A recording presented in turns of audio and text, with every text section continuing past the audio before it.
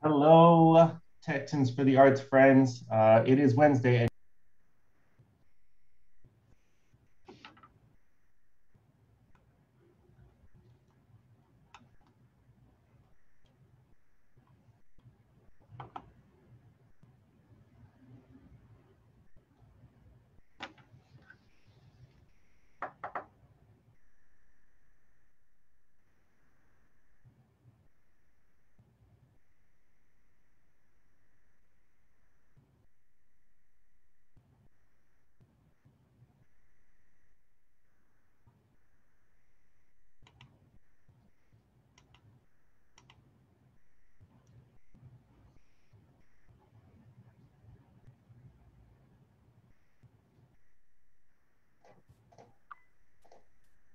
sorry about that, everybody. I don't know. I just got kicked out of my own Zoom room as we went live on Facebook. But for those of you who don't know me, my name is Christopher Kyle. I'm the Associate Director at Texans for the Arts. We're so glad you're here with us today.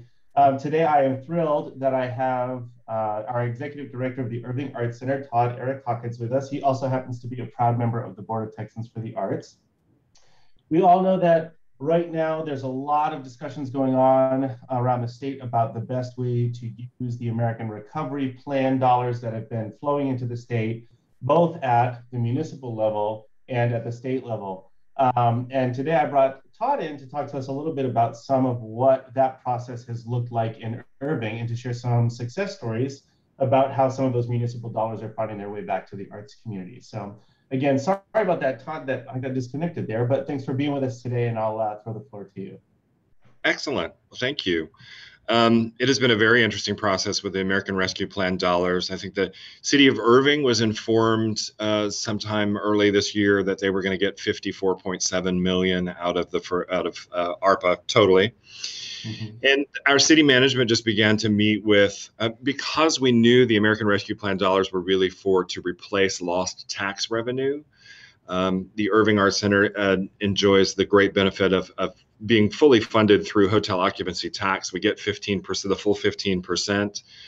The unfortunate part of that is with that as our only source of income, we have no general fund money. There was a real loss through the COVID with all of our money. So I think that's why the Irving Convention and Visitors Bureau, which is totally funded through hotel occupancy tax, and then we have three funds that are hotel occupancy tax for restoration, historic preservation, and then in the arts.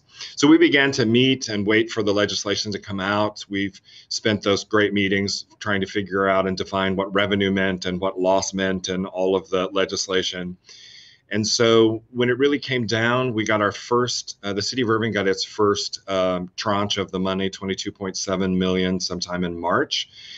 And so being a hotel occupancy tax funded entity, we were asked to calculate our loss, which is about 5.6 million overall for the whole process, and to look at over the next 4 years how we would spend any American Rescue Plan dollars that we got back. So both entities sat down, put together a list of projects. Most all projects were safety oriented that we had to remove from the budgets. Like we have elevators that needed to be upgraded for parts, LED upgrades.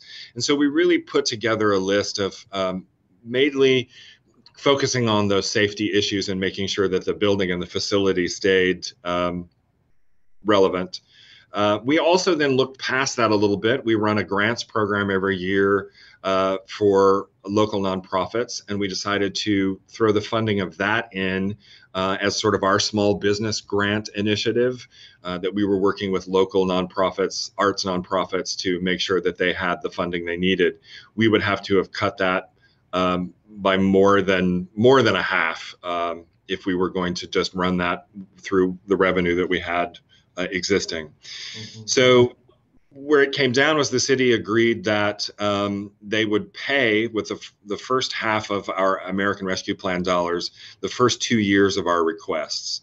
So we've been able to put into the budget for next year and the following year a lot of those programs, as also some operational capacity building issues. We're hiring some grant writers to try to diversify our funding. Being only hotel occupancy tax really left us very vulnerable during this. And it doesn't sound like, it's going to go away very fast. So there may be a roller coaster and another dip. And just trying to figure out how we could, we could not shore up our reserves with the American Rescue Plan dollars. So it was really looking at how we could do other projects and get some of the reserves, built back in another way.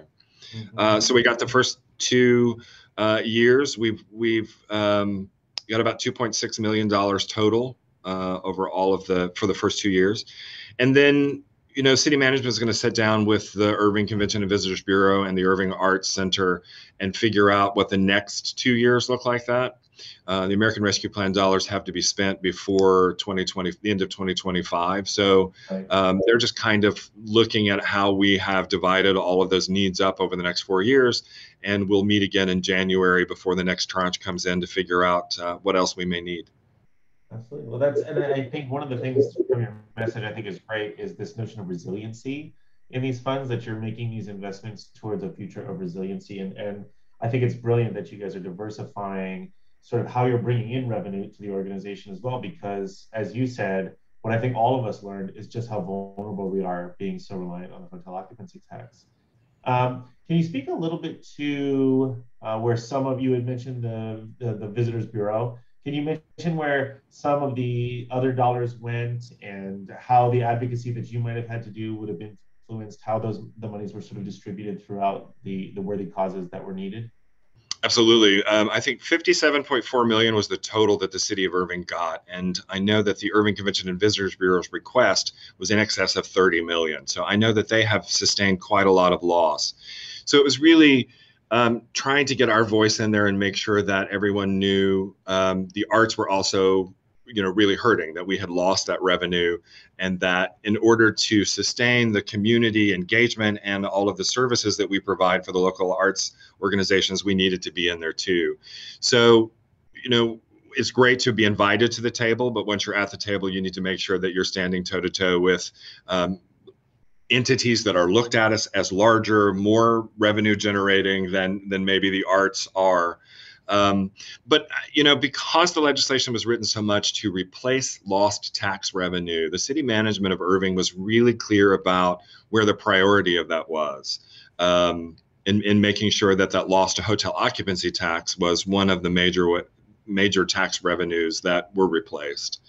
It was several meetings. It was a lot of coming together. It was a lot of listening to how the Irving Convention and Visitors Bureau was phrasing the things that they were asking for. They were asking for business development, which is what gave us the idea of really structuring our grants program and asking for that money, because that is business development for those small nonprofits in the town that we grant money to. So we were able to restore that to its full 100% funding, and we'll be able to give that over the next year.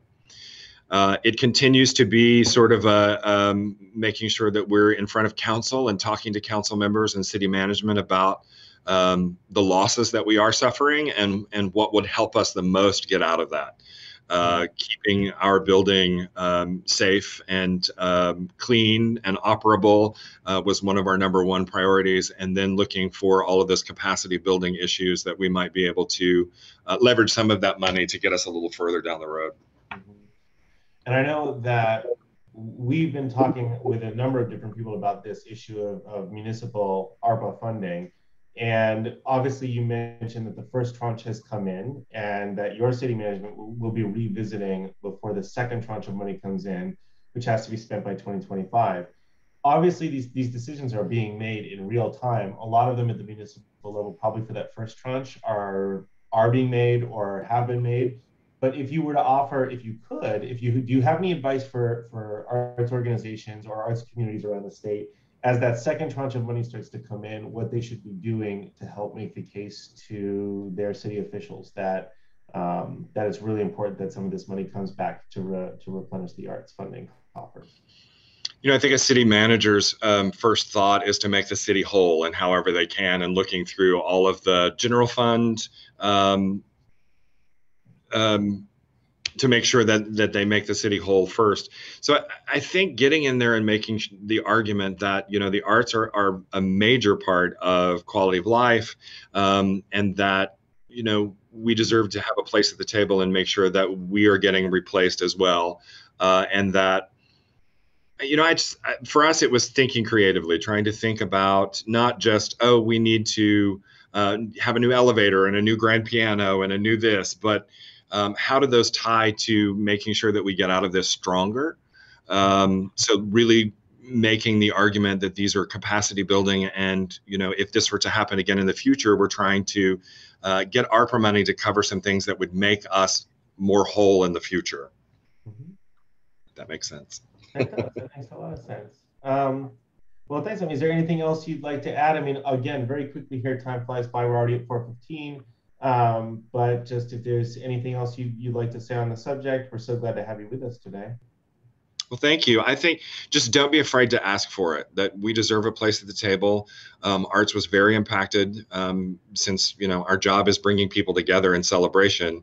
We haven't really been able to do that, and really making the case that what we've lost by not being able to do that, not only in revenue, but in just the quality of life for your city and the things that we're providing for citizens, that loss is just as important as, say, we're marketing the city as much as the ICVB is in terms of getting people to come in. So, if there's money available and you can get to the table, just make sure that you're making the case that you're doing as much marketing and as much work with the citizens as anyone else. Absolutely. Well, that's great. Thank you. As always, friends out there, if you have questions for Todd or you have questions for us at TFA, you can email us at either info or admin@texansforthearts.com. We'll be happy to get back with you. And also, as always, we're continuing to compile resources on our website, www.texansforthearts.com. So if you're looking for letters to reach out to city officials, if you're looking for other helpful bits of advice, definitely look to us as a resource and never be afraid to reach out, because we're here for you. We're your ally in this, and we hope to see the arts continue to be as resilient as they've proven that they can be, and that funding continues to replenish our coffers, and that we'll get through this together. So with that, we'll sign off for the week. We'll see you all next Wednesday for our Texans for the Arts Weekly Wednesday Advocacy Update. See you later, everybody.